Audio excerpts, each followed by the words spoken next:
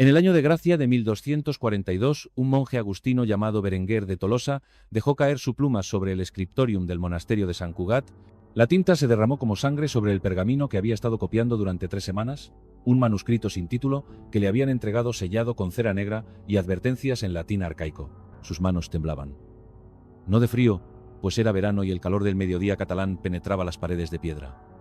Temblaban porque acababa de leer algo que ningún hombre cristiano debería conocer, algo sobre un caballero sin rostro y una orden que servía a propósitos que antecedían a la cruz y al imperio.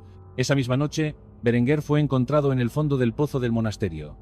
El abad declaró que había sido un accidente, que el hermano había tropezado en la oscuridad, pero los otros copistas susurraban en los pasillos. Susurraban que Berenguer no tenía marcas de caída, que su rostro mostraba una expresión de terror absoluto, con los ojos abiertos mirando algo que ya no estaba allí. Y susurraban también que el manuscrito maldito había desaparecido de su celda, dejando solo una mancha oscura sobre la mesa de trabajo, una mancha que olía a hierro y a algo más antiguo que el propio monasterio. Este no fue el primer monje en morir por tocar el conocimiento prohibido del caballero sin rostro, ni sería el último. Porque hay secretos que los siglos intentan enterrar, secretos que reyes y papas han ordenado borrar de cada crónica, de cada carta, de cada memoria. Secretos sobre hombres que sirvieron a algo más viejo que los reinos cristianos, algo que usaba el rostro de la fe pero guardaba en su corazón símbolos que ningún obispo reconocería como sagrados. La primera mención verificable aparece en un fragmento de carta fechada en el año 1119, el mismo año en que Hugo de Payens fundó la Orden del Temple en Jerusalén. La carta, conservada en los archivos secretos de la Corona de Aragón, fue escrita por un noble catalán llamado Guillem de Montcada, quien participó en las primeras expediciones a Tierra Santa. En ella, Guillem describe un encuentro que tuvo en las afueras de Jaffa con un grupo de guerreros que no portaban ninguna heráldica conocida. Vestían completamente de negro, sin cruces, sin emblemas. Y su líder, escribe Guillem con evidente perturbación, llevaba un yelmo que no tenía abertura alguna, ni para los ojos, ni para la boca, ni para respirar. Un casco de metal pulido, liso como un huevo, que reflejaba el sol del desierto, pero no revelaba nada de quien lo habitaba. Guillem preguntó a los templarios si conocían a estos hombres. Los caballeros del temple guardaron silencio, pero uno de ellos, un veterano de las campañas en Antioquía, le dijo en voz baja que era mejor no preguntar, que había órdenes que existían antes que los templarios, antes que los hospitalarios, antes incluso que la primera cruzada. Órdenes que respondían a juramentos más antiguos que el cristianismo mismo, y que el caballero del yelmo cerrado era su símbolo, su portavoz, quizás su maldición. Durante las siguientes décadas, referencias similares comenzaron a aparecer en documentos dispersos por toda Europa y Tierra Santa. Un cronista francés menciona haber visto al caballero sin rostro durante el asedio de Ascalón en 1153. Un escriba alemán registra su presencia en las cortes del emperador Federico Barbarroja. Un obispo español lo describe observando desde la distancia durante la batalla de las Navas de Tolosa en 1212. Siempre el mismo detalle imposible, el yelmo completamente sellado. Y siempre la misma sensación de terror inexplicable en quienes lo veían, como si su sola presencia violara alguna ley fundamental del mundo natural. Pero no era solo un hombre. No podía serlo. Los avistamientos se extendían por más de 100 años, en lugares separados por miles de leguas. Era un título, un rol, quizás una maldición que pasaba de uno a otro. Y detrás de esta figura operaba la orden, una hermandad que no tenía nombre oficial, que no aparecía en ningún registro papal, que no recibía tierras ni títulos, pero que se movía entre las sombras de las grandes órdenes militares como un parásito invisible o como un maestro secreto. Los archivos de la Inquisición en Carcasona contienen testimonios inquietantes. Durante las persecuciones contra los cátaros, varios herejes capturados mencionaron bajo tortura a unos protectores misteriosos, hombres que les habían ayudado a esconder manuscritos gnósticos, que les habían advertido de las redadas inquisitoriales, que parecían conocer los planes de la Iglesia antes incluso que los propios inquisidores. Cuando se les presionaba para describir a estos protectores, las descripciones variaban. Pero un detalle permanecía constante. Su líder no mostraba el rostro. Algunos decían que llevaba un paño negro enrollado hasta cubrir toda la cabeza. Otros juraban haber visto el yelmo de metal. Pero todos coincidían en que bajo esa ocultación no había nada humano, o que lo humano había sido sacrificado para convertirse en otra cosa. Un inquisidor particularmente obsesionado, Bernard de Clairvaux, dedicó los últimos años de su vida a rastrear a esta orden fantasma. Sus notas privadas, descubiertas 3 siglos después en los archivos de Toulouse, revelan un hombre al borde de la locura. Bernard había logrado capturar a uno de los supuestos miembros de la orden, un caballero errante sin tierras ni señor conocido. Durante semanas lo torturó, buscando nombres, lugares, confesiones. El prisionero no habló, ni siquiera cuando le arrancaron la lengua para obligarlo a escribir sus secretos. Simplemente dibujaba una y otra vez el mismo símbolo, un círculo vacío, un rostro sin rasgos, la nada donde debería haber identidad. En su última entrada antes de desaparecer él mismo en circunstancias nunca aclaradas, Bernard escribió: «He comprendido la verdad terrible. No son una orden de hombres, son una orden de ausencias. Han borrado sus rostros porque han borrado sus almas. Se han convertido en recipientes vacíos para una voluntad que no es la suya. Y esa voluntad es más antigua que Roma, más antigua que Jerusalén. Tiene hambre. Hambre de conocimiento que la Iglesia guarda sellado. Hambre de reliquias que ni los papas saben que existen. Hambre de abrir puertas que Dios cerró por buenas razones. Que el Señor me perdone, pero debo detenerlos. Aunque eso signifique descender a los mismos abismos que ellos habitan». Bernard de Clairvaux desapareció una noche de luna nueva. Su celda fue encontrada vacía excepto por sus notas, y una marca quemada en el suelo de piedra. La marca tenía la forma de un círculo perfecto, y dentro de ese círculo nada, solo oscuridad que parecía más profunda de lo que la ausencia de luz podría explicar. Los rumores comenzaron a cambiar después de esto.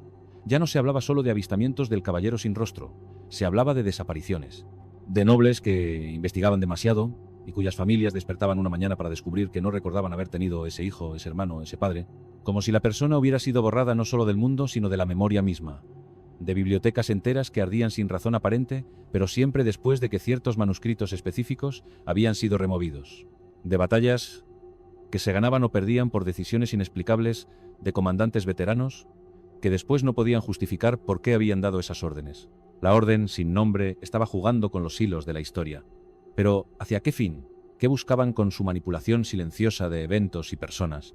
La respuesta comenzó a revelarse en el año 1244, durante el sitio de Montségur, el último bastión cátaro en el sur de Francia. Cuando la fortaleza finalmente cayó y los últimos perfectos fueron quemados en la hoguera, los soldados del rey francés reportaron algo extraño. Horas antes del asalto final, durante la noche más oscura del asedio, varios centinelas vieron figuras escalando las murallas imposibles de Montségur, no para entrar, sino para salir. Llevaban algo, cofres o fardos, que cargaban con evidente dificultad, y entre ellos, dirigiendo la operación, una figura con armadura negra y un yelmo que no reflejaba ni la luz de las antorchas ni la de las estrellas. Al amanecer, cuando los soldados entraron a la fortaleza conquistada, encontraron algo perturbador.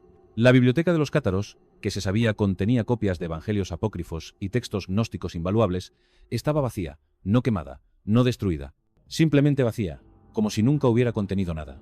Los sobrevivientes cátaros, cuando se les preguntó, mostraban confusión. No recordaban haber tenido biblioteca alguna. Sus recuerdos de los textos sagrados que habían estudiado durante años se habían desvanecido como sueños al despertar. Solo un anciano, un prefecto llamado Bertrand, que sería quemado esa misma tarde, mantuvo la claridad. Susurró a un fraile que registraba sus últimas confesiones. Ellos vinieron, los sin rostro. Dijeron que estos conocimientos no debían caer en manos de Roma, que había un plan mayor, un juego que se jugaba en escalas de siglos.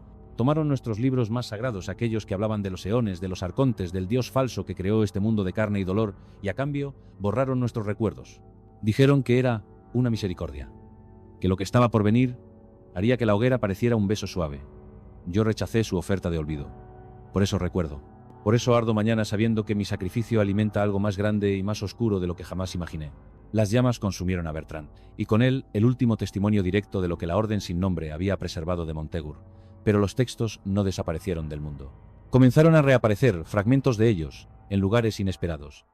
En la biblioteca personal de Alfonso X el Sabio en Castilla, en los scriptoriums de monasterios remotos en Irlanda, en las colecciones privadas de alquimistas árabes en Toledo y Córdoba, siempre copiados en escrituras que mezclaban lenguas muertas con cifrados que desafiaban toda lógica conocida. Y siempre, en los márgenes, dibujado con tinta que parecía absorber la luz en lugar de reflejarla, el símbolo del círculo vacío. La orden estaba dispersando el conocimiento prohibido, no destruyéndolo como la Inquisición deseaba, pero tampoco revelándolo abiertamente. Lo estaba sembrando, fragmentado y oculto, para que sobreviviera a la persecución, pero solo pudiera ser reconstruido por aquellos con la dedicación y el conocimiento necesarios para buscar las piezas dispersas. Era una estrategia que había durado siglos. Pero en el año 1307, algo cambió dramáticamente. El viernes 13 de octubre, el rey Felipe IV de Francia ordenó el arresto simultáneo de todos los templarios en su reino. La orden más poderosa de la cristiandad fue destrozada en un solo día, acusada de herejía, blasfemia y pactos diabólicos. Bajo tortura, los caballeros confesaron adorar ídolos, escupir sobre la cruz, realizar rituales obscenos. La mayoría de estas confesiones fueron inventadas por el dolor, pero algunas contenían detalles que los inquisidores no esperaban y que rápidamente intentaron suprimir. Varios templarios, en sus confesiones más privadas, mencionaron que no servían solo al Papa y al Rey. Hablaron de visitantes nocturnos en las encomiendas, de hombres que traían órdenes selladas con símbolos que ni el Gran Maestre podía cuestionar. Describieron un círculo interior dentro del temple, una jerarquía secreta que respondía a la orden sin nombre. Y cuando se les mostró el dibujo del círculo vacío, el símbolo del rostro ausente, todos reaccionaron con el mismo terror instintivo. Uno de ellos, un caballero veterano llamado Geoffroy de Charny, dijo algo revelador antes de ser quemado en la hoguera junto al gran maestre Jacques de Molay en 1314. No nos destruyen por lo que hicimos, nos destruyen por lo que guardábamos. Pero ya es tarde. Los sin rostro han movido los tesoros. Los manuscritos están dispersos. Las reliquias están ocultas en lugares que ningún rey encontrará. Y el caballero sigue caminando, siempre camina, a través de los siglos, a través de las edades. Porque él no es un hombre, es una puerta. Y del otro lado, algo espera, con paciencia infinita. Las llamas consumieron a Geoffroy, pero sus palabras quedaron registradas en los archivos de Felipe IV. El rey ordenó que esa sección del testimonio fuera sellada y nunca revelada. Pero copias circularon en secreto, pasando de mano en mano entre aquellos que buscaban comprender qué poder real había detrás del temple y por qué su destrucción parecía haber sido permitida, incluso facilitada, por los mismos que supuestamente los controlaban. La verdad era más perturbadora de lo que nadie imaginaba. La orden sin nombre había usado a los templarios durante 2 siglos como fachada, como brazo público de operaciones que requerían visibilidad. Pero los templarios se habían vuelto demasiado poderosos, demasiado independientes, demasiado curiosos sobre los secretos que guardaban sin comprenderlos completamente.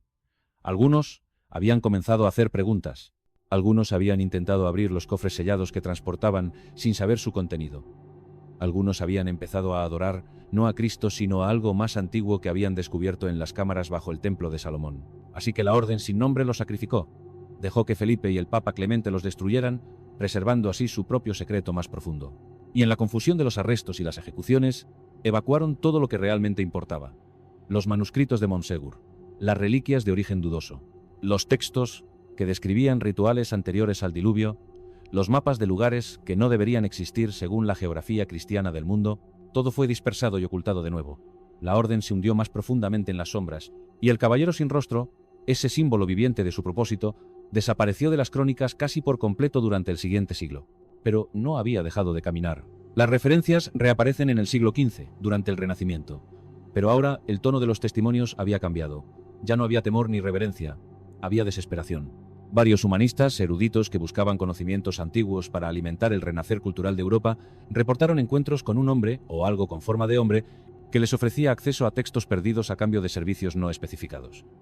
Algunos aceptaron, otros huyeron, y unos pocos, muy pocos, escribieron sobre lo que experimentaron. Giovanni Pico degli Mirandola, el brillante filósofo que intentó sintetizar todas las tradiciones místicas del mundo, dejó una nota críptica en los márgenes de su copia de la Cábala. Me mostró el rostro que no es rostro. Me mostró el vacío donde debería haber alma. Y comprendí que todo nuestro conocimiento es solo la superficie de un abismo que no debe ser sondeado. Hay puertas que deben permanecer cerradas. Hay nombres que no deben pronunciarse. Hay un precio por el conocimiento absoluto. Y ese precio es cesar de ser lo que somos. Poco después, Pico fue acusado de herejía. Se retractó de sus teorías más radicales y murió joven, envenenado según algunos, por causas naturales según otros. Pero su biblioteca privada desapareció la noche de su muerte. No fue robada. Simplemente dejó de existir, con todos sus volúmenes raros, sus grimoires, sus textos gnósticos.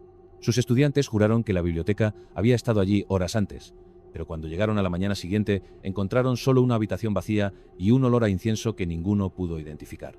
El patrón se repetía: conocimiento que aparecía, conocimiento que desaparecía.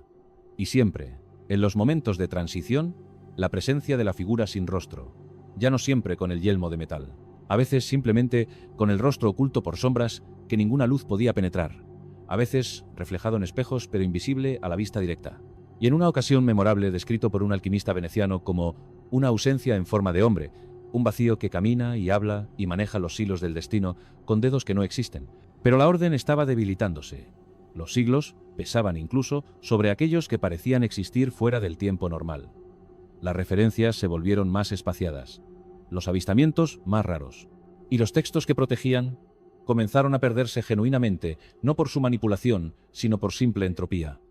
Bibliotecas que ardían, guerras que destruían monasterios, la reforma que fragmentó la cristiandad, y con ella las redes secretas que habían permitido a la orden moverse libremente por Europa. En 1588, durante la preparación de la Armada Invencible española, Un sacerdote jesuita llamado Rodrigo de Montenegro fue enviado a catalogar las bibliotecas de monasterios del norte de España en busca de textos que pudieran servir a la causa católica contra los protestantes ingleses. En un monasterio abandonado cerca de Burgos, encontró algo inesperado: una cámara sellada bajo el altar mayor. Dentro de esa cámara, un único cofre de hierro negro. El relato de Montenegro, preservado en los archivos jesuitas de Roma, describe lo que encontró con un estilo que oscila entre el reporte objetivo y el delirio. Dentro del cofre había 3 cosas. Un yelmo de metal sin aberturas, tan pulido que reflejaba perfectamente, pero tan pesado que Montenegro apenas podía levantarlo.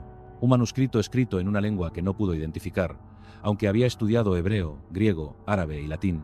Y un mensaje, escrito en castellano perfecto sobre pergamino fresco, imposiblemente fresco, dado que la cámara había estado sellada durante al menos 200 años según el estilo arquitectónico. El mensaje decía: a quien esto encuentre, la orden ha cumplido su propósito. Los textos están dispersados más allá de cualquier recuperación completa. Las reliquias están enterradas donde ninguna mano profana las alcanzará, y el guardián, el que caminó sin rostro durante 20 generaciones de hombres, finalmente descansa. Su yelmo permanece aquí como advertencia y como promesa. Advertencia de que hay conocimientos que corroen el alma. Promesa de que si la humanidad alguna vez necesita de nuevo guardianes dispuestos a sacrificar su propia humanidad por el bien mayor, surgirán. Pero rezad, hermano del futuro, rezad para que ese día nunca llegue, porque el precio es alto. El rostro no es lo único que se pierde.